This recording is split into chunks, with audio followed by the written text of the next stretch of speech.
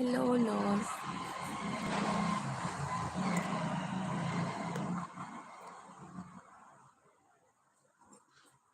Hello, Los. Welcome to my live stream. मैं अच्छी हूँ लॉस। डिनर हो गया आपका?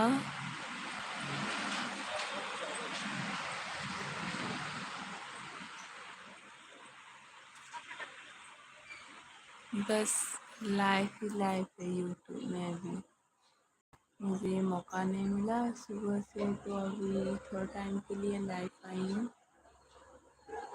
देखो,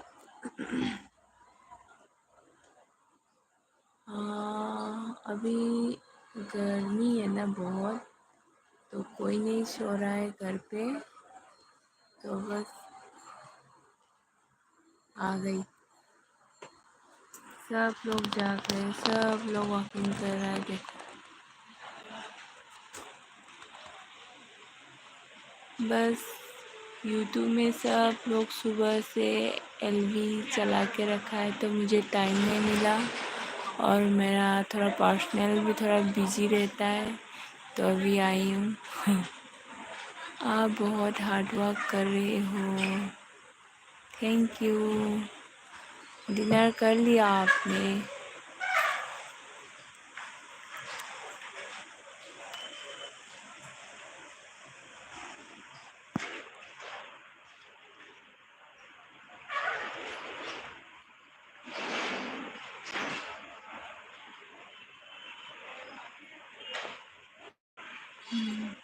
गर्मी की वजह से कोई नहीं सो रहा है, सब लोग रास्ते पे वॉकिंग कर रहा है। पता नहीं, पर हमारे यूट्यूब फैमिली सो गया लग रहा है।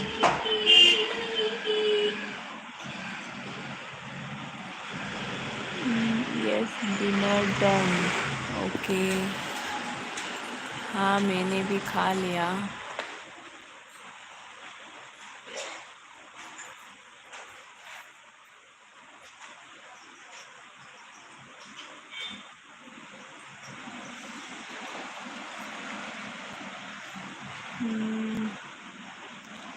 बस सोने की तैयारी है। आपका नोटिफिकेशन आया तो मैंने ऑन कर लिया। साथ में एक ज़रूरी काम भी चल रहा है। ओके ओके, आप भी अपना काम में फोकस रखिए।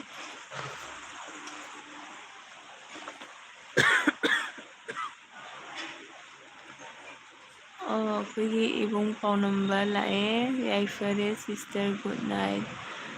Good night ibong nugdhangi chak ising chaba loibirabo.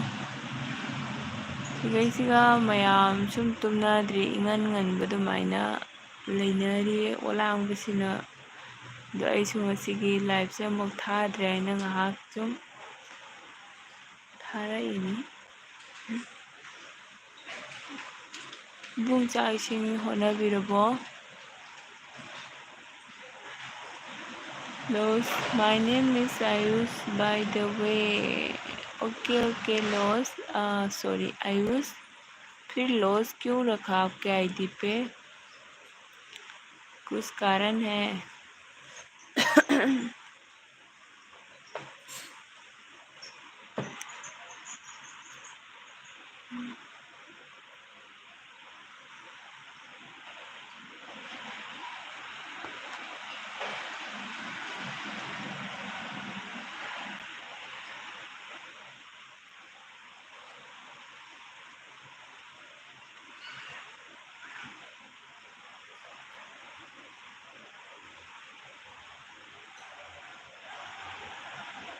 कुछ कारण नहीं है ऐसा, तो आप सजेस्ट करना अच्छा सा नाम। मैं क्या सजेस्ट करूं, जो आपने रखा है ठीक है। अरे कहीं पे आग लग गया इधर। ओ देखो वहाँ पे धुआं धुआं, पता नहीं यहाँ पे आग लग गया है या फिर कूड़ेदान वगैरह कूड़ा वगैरह जला रहा है। बहुत बुरा स्मेल आ रहा है। देखो,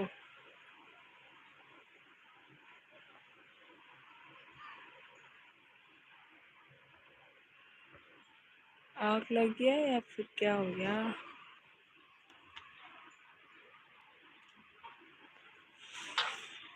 अम्म,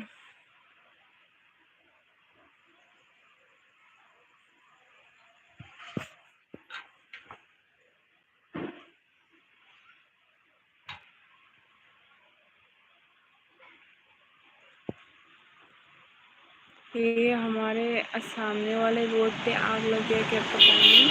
दोपहर को भी नीचे वाले गली पे लगा था।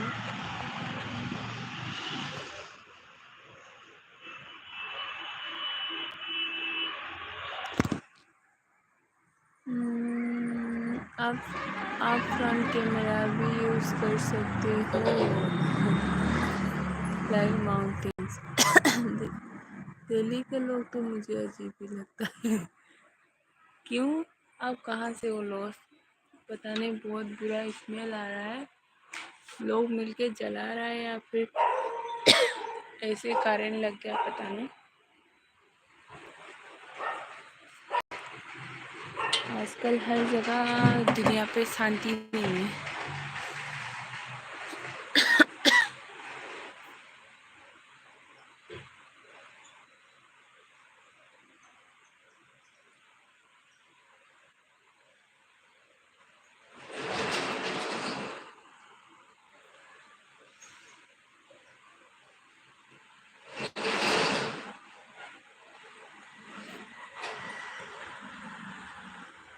हमारा यूट्यूब फैमिली आज एक भी नहीं आया, क्या हुआ? आज बहुत जल्दी सो गया। दूसरे के लाइव में तो 12 बजे, 12:30 बजे, 1 बजे तक रहता है। आज मैंने चलाया तो कोई नहीं आ रहा है।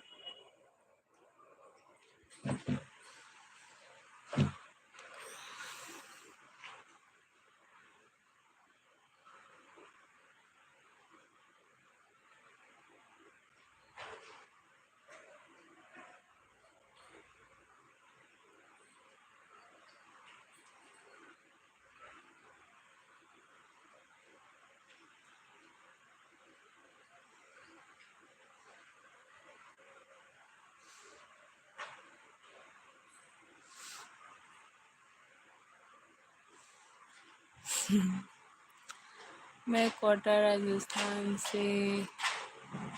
अच्छा, ये नहीं। हाँ, आप मेरे वीडियो पे देख सकते हैं। मेरे वीडियो पे तो मैं ही हूँगा ना। मेरे वीडियो पे आप देख सकते हो।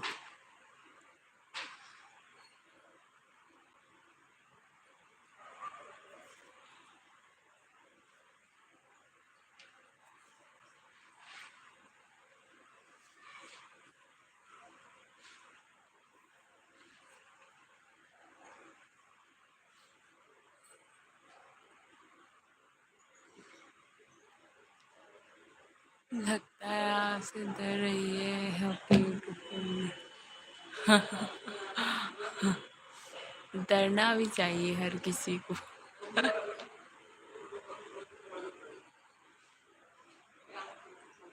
हाँ हाँ, मैं सुप्रीति का रिलेटिव हूँ।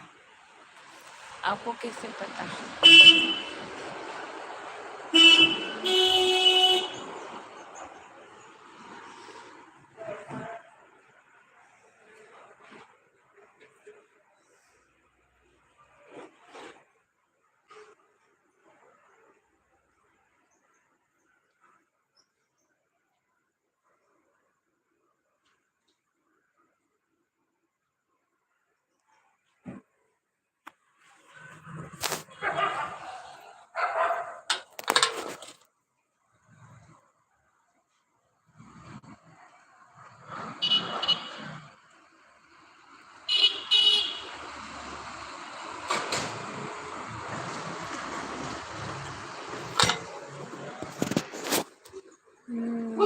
सुप्री इज ए ग्रेट पर्सन। हाँ, सुप्रीति तो बहुत अच्छा है। असल में बहुत अच्छा है सुप्रीति। क्वालिटी भी अच्छा है।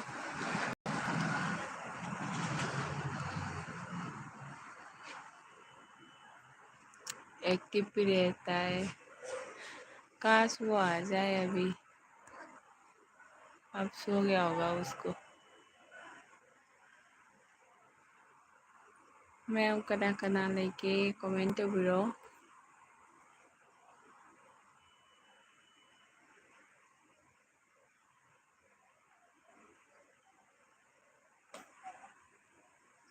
अरे देखो ये चांद के सामने प्लेन उड़ रहा है। पता नहीं प्लेन कहाँ जा रहा है।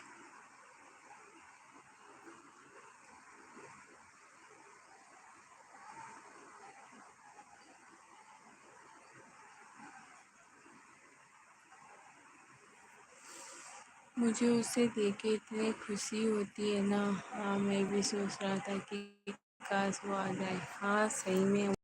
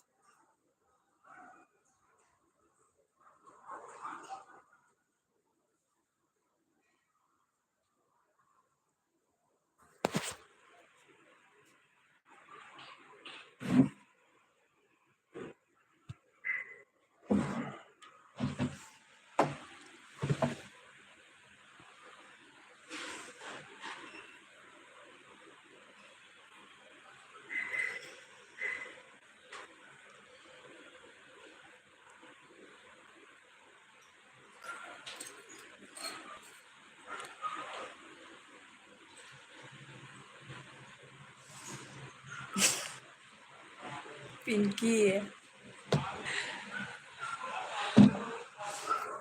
पिंकी लगा एक कंद लगा। जहरीला कहीं इन्होंने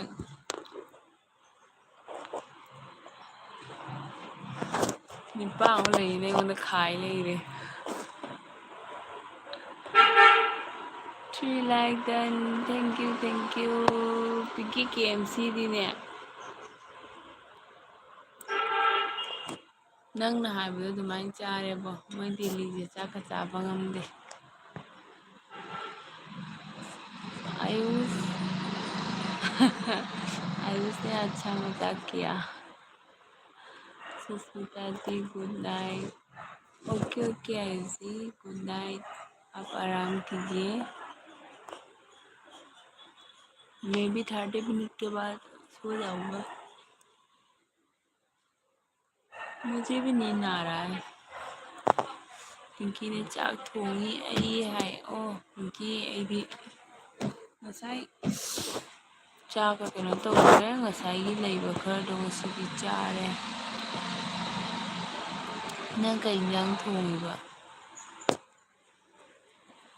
loss take care thank you आईजी अदुनीबा साबसिदा आइसु चाका चानिंगे अस पिंकी हायरा काने दुइबो चाक चानिंगबने जोटपगदा हजिकीदो आलूगुम्बा मेलगा इसिंग हैजला चाबदा अदुना बेस ओइरमेबो नंगदिदुगा कई खरा फंगमनी सिगदी कैसुम सौरी हैना कैसुमजु फंगदे जेंदेम करी करा करी थागदने चुमथोंग चादे आई थोंगी कन्ना हाय दिल्ली दांगा स्कूल कारबो Your behavior and voice is really amazing. Ayush, thank you so much for your appreciation. कभी ऐसे मैं ना ज़्यादा रात को नहीं रात को मैंने बस आज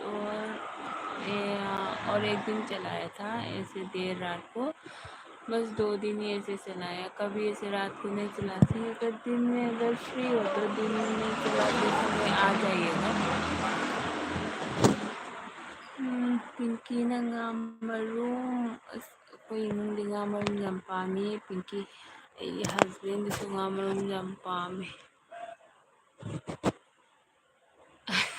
रोज हाय थोड़े सुष्मिता जी की यूट्यूब फैमिली आ गई हाँ आखिर एक भगवान ने भेज दिया अच्छा लगता है ना ऐसे यूट्यूब फैमिली मतलब रोज़ हम लोग मैं उसकी लाइफ पे जाती हूँ वो मेरे लाइफ पे आते हैं और फिर दूसरे लाइफ पे ऐसे कर कर हम लोग एक दूसरे सपोर्ट करते करते जैसे लगता है कोई अपना है तो अच्छा लगता है वो लोग आने से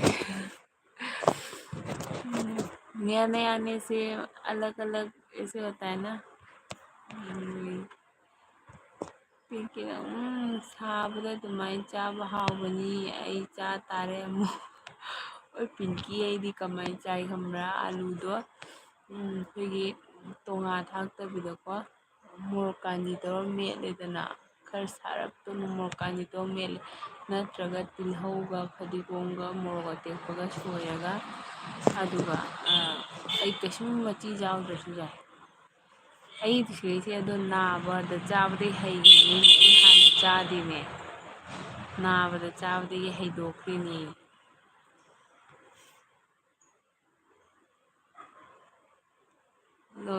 आप कल दिन में लाइव करना I would be very happy to have interaction with you okay Ayush I will try पर मेरा टाइम शेड्यूल ना ऐसे सेटअप नहीं कर पाती हूँ कि ऐसे फिक्स नहीं रख पाती हूँ कि हाँ मैं करूँगी ये वो क्योंकि मैं थोड़ा बिजी सा रहता हूँ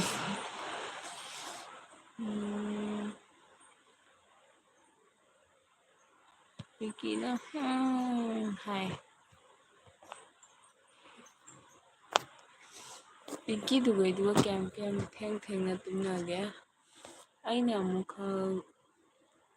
कहीं थईने गुवाहाटी दुर्गा पूजा मतंदा अना दुर्गा पूजा गुवाहाटी जाऊगेबको अखोई ट्रेन से पुंग मरीदगी होइदोइबको गुवाहाटी से पुंग अनी मखाई थोलकपनेबको स्टेशन अनी मखाई तो पूजा कोइने पिंकी ngꯜꯂꯤꯉꯩꯗ कोइनदे ꯑꯗꯨꯃꯥꯏꯅ तौब्रा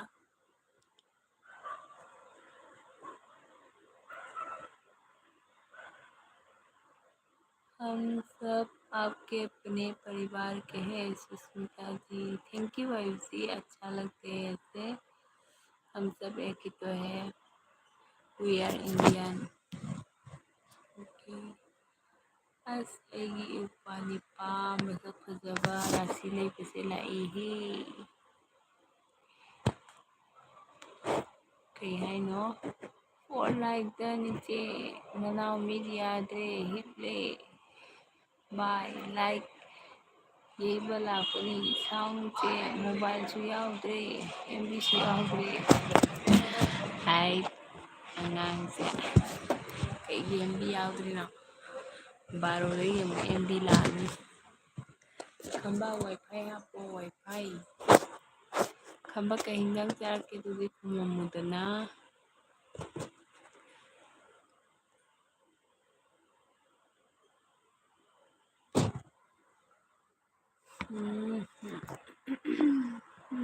थर्टी मिनट तंग थादोनीदा मैम 30 मिनट थारगा लोइसलानी 30 मिनट तंग थागे हारगा होरन लोरमदाइदा मी हेक्ता लाक्कीन तौरी खंबा चटलबो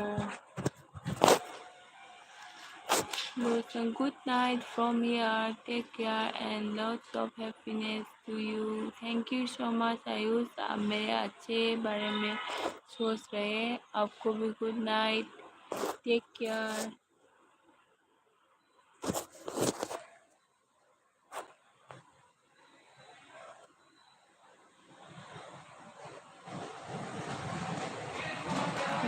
चे nga thongba chai che next time eu che pe sound mb yaudre laina laire net se bye bye che okay okay khamba kaise kai deko ꯀꯩꯁꯨ ꯀꯥꯏꯗꯦ ꯈꯝꯕ ꯅꯪꯉꯣꯟꯗꯁꯨ ꯆꯤꯆꯦꯅ ꯁꯞꯄꯣꯔꯠ ꯇꯧꯋꯤ ꯅꯪꯒꯤ video ꯂꯣꯏꯅ ꯌꯦꯡꯉꯤ ꯑꯗꯣ ꯅꯪ ꯑꯩꯒꯤ ꯚꯤꯗꯤꯑꯣ ꯌꯦꯡꯉꯛꯇꯦ ꯅꯪꯁꯨ ꯑꯩꯒꯤ ꯚꯤꯗꯤꯑꯣ ꯌꯦꯡꯉꯣ ꯈꯝꯕ ꯑꯩ ꯑꯦꯜꯕꯤꯗ ꯌꯥꯎꯕ ꯉꯝꯗ꯭ꯔꯁꯨ ꯚꯤꯗꯤꯑꯣꯗꯗꯤ ꯐꯨꯜ ꯁꯞꯄꯣꯔꯠꯅꯤꯀꯣ ꯑꯦꯜꯕꯤꯗꯁꯨ ꯂꯥꯛꯑꯗꯤ ꯑꯗꯨꯝ ꯂꯩꯗꯣꯏꯅꯤ ꯄꯨꯡꯈꯥꯏ ꯑꯃꯔꯣꯝ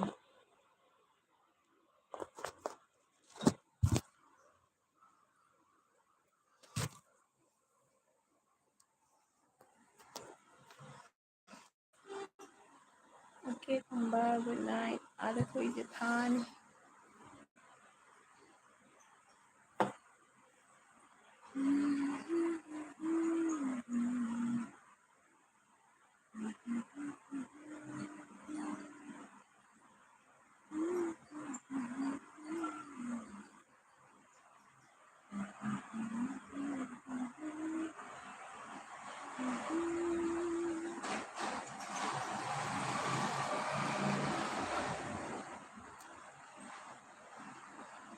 ꯑꯩꯒꯤ ꯁꯣꯔꯠ ꯚꯤꯗꯤꯑꯣ ꯌꯦꯡꯕꯤꯔꯣ ꯏꯆꯦ ꯅ꯭ꯌꯨ ꯏꯆꯦꯒꯤꯁꯨ ꯌꯦꯡꯖꯩ ꯕꯥꯏ ꯏꯆꯦ ꯑꯣꯀꯦ ꯑꯣꯀꯦ ꯈꯝꯕ ꯌꯦꯡꯉꯛꯀꯦ ꯑꯣꯀꯦ ꯅꯆꯦꯅꯕꯨ ꯌꯦꯡꯉꯗꯤ ꯐꯨꯜꯅꯤꯀꯣ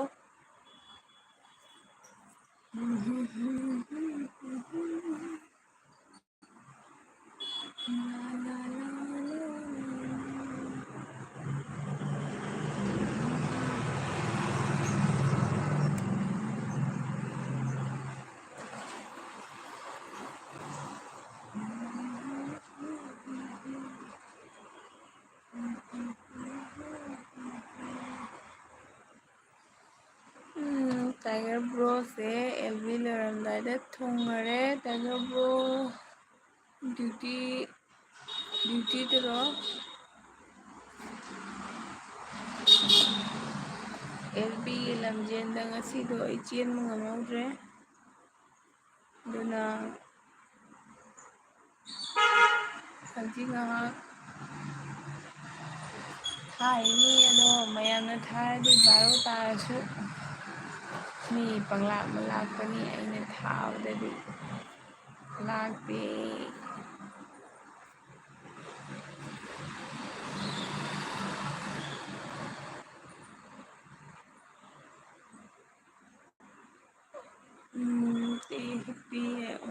ꯇꯥꯏꯒꯔ ꯕ꯭ꯔꯣ ꯀꯩ ꯏꯟꯖꯥꯡ ꯆꯥꯒꯦ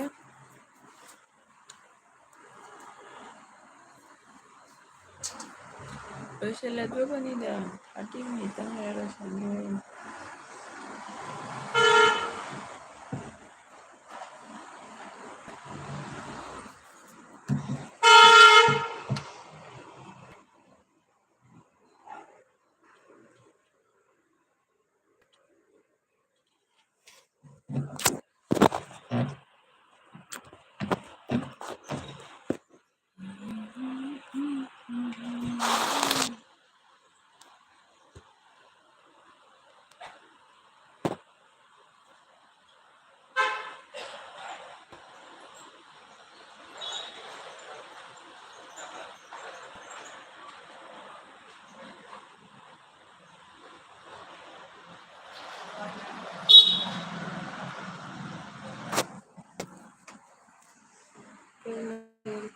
ꯀꯩ ꯃꯊꯦꯜ ꯑꯩꯈꯣꯏ ꯃꯊꯦꯜꯒ ꯇꯧꯗꯦꯗ ꯍꯋꯥꯏ ꯊꯣꯡꯉꯦ ꯑꯗꯩꯗꯤ ꯑꯂꯨ ꯄꯔꯥꯊꯥꯁꯨ ꯍꯧꯋꯤ ꯑꯉꯥꯡꯒꯤ ꯑꯗꯣ ꯑꯩꯗꯤ ꯑꯗꯨꯝ ꯆꯥꯈ꯭ꯔꯒ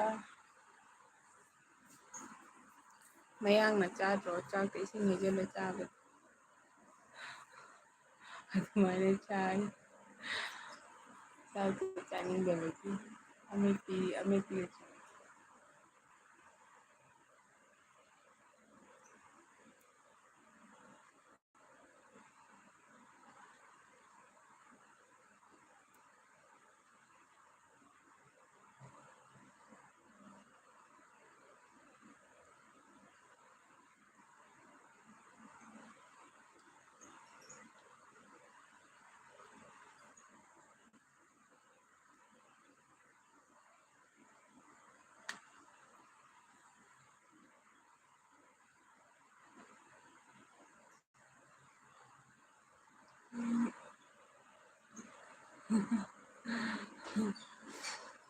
ꯃꯌꯥꯝ ꯄꯨꯝꯅꯃꯛ ꯄꯔꯥꯊꯥ ꯍꯧꯅꯩꯗꯨꯅꯤꯅ ꯑꯗꯨꯃꯥꯏꯅ ꯑꯩꯁꯨ ꯑꯗꯨꯝ ꯍꯧꯔꯦ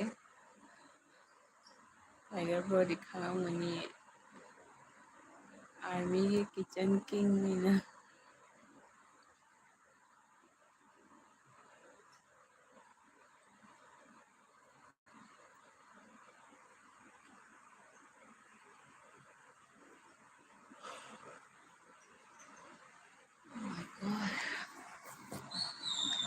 मतने जो होता तुम्हें सिंगल है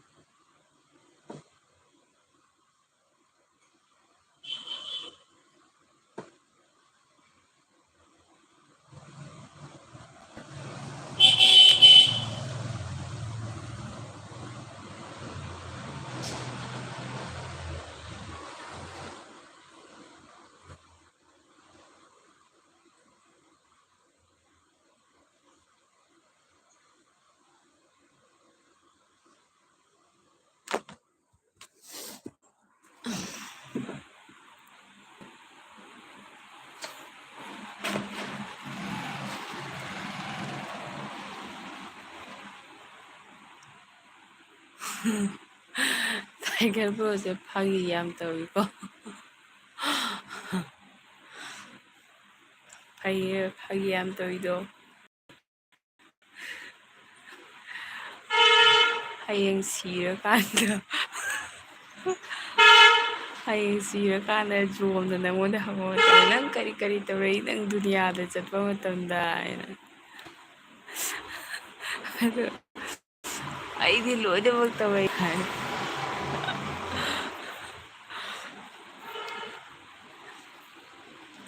ꯑꯩꯗꯤ ꯂꯣꯏꯅꯃꯛ ꯇꯧꯅꯩ ꯑꯩꯗꯤ ꯌꯥꯝꯅ ꯉꯥꯎꯔꯦ ꯑꯩ ꯌꯥꯝ ꯑꯦꯟꯇꯔꯇꯦꯟꯃꯦꯟ ꯇꯧꯔꯛꯏ ꯌꯣꯝꯗꯅ ꯁꯕꯁ ꯕꯦꯇꯥ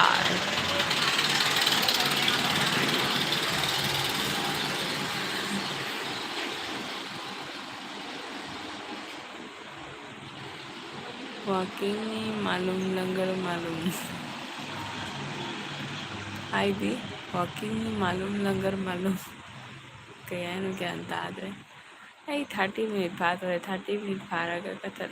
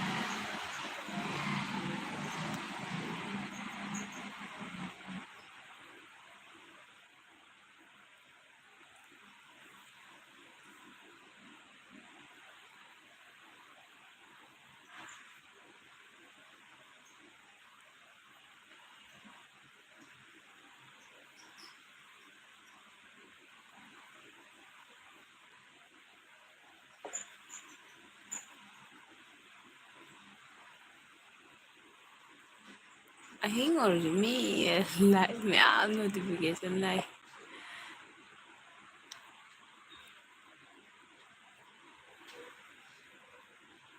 ओह माय गॉड इस काम किचन भी जाद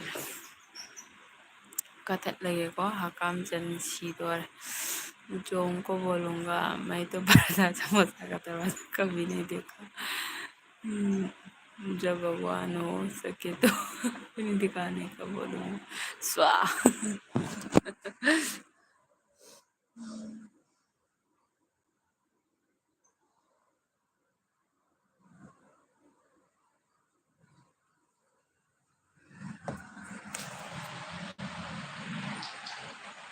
tiger bro okay good night Hakam चने सीदोरे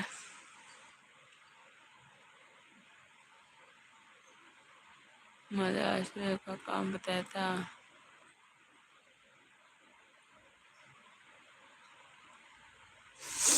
मद्रासी लड़का को काम बताया था। मद्रासी लड़का बोला वॉकिंग नहीं मालूम, काम नहीं मालूम, ओनली लंगर मालूम।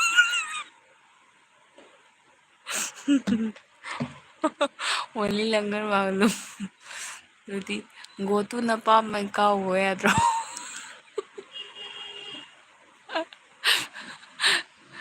ꯒꯣꯇꯨꯅ ꯄꯥꯝ ꯚꯥꯛ ꯀꯥꯏꯅ ꯑꯣꯀ꯭ꯔꯦ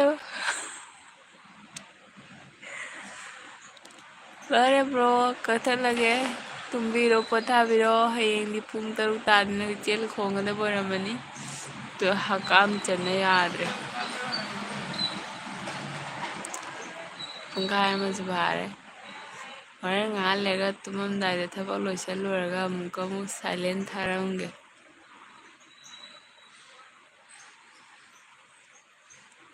ꯒꯨꯗ ꯅꯥꯏꯠ ꯕ꯭ꯔꯗꯔ